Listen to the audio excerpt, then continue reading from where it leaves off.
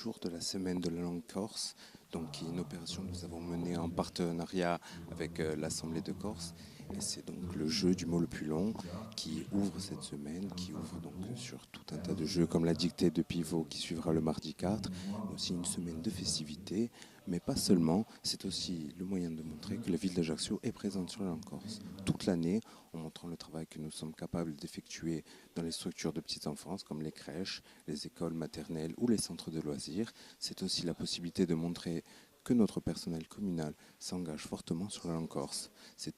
tout un tas d'opérations qui nous montrent que la semaine de la langue corse, finalement, c'est toute l'année. Ça passe par l'installation tout d'abord d'un service de langue et de la culture corse. C'est quelque chose qui peut sembler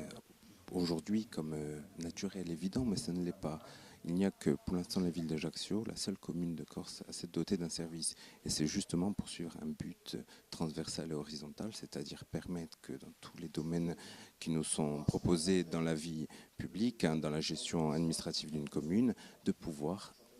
proposer une politique de promotion et de défense de la langue et de la culture corse. Ça passe par des moyens concrets, comme à Setiman, mais ça passe aussi par des plans de formation pour le personnel, par de la communication bilingue, par de la signalétique bilingue, par une politique culturelle, une politique de l'éducation. Ça passe véritablement par, je dirais, une politique très large, une politique volontariste qui nous permet de corsophoniser donc, le territoire ajaccien.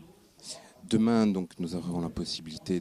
d'assister à la dictée de pivot qui est animée par les mêmes animateurs du jeu Le mot le plus long, donc Petre Oulek et Jean-Marie Arrigue principalement. Mais nous aurons la possibilité de voir la journée 100% langue corse dans les crèches, de voir surtout ce week-end, c'est important parce que ce sera l'occasion de centraliser toutes nos opérations sur le même lieu, le Diamant, parce qu'à Setiman Dialing, c'est aussi offrir des programmations et des actions à tous les publics et à tous les quartiers, ce qui est très important parce que la langue corse, ce n'est pas l'affaire, je dirais, d'une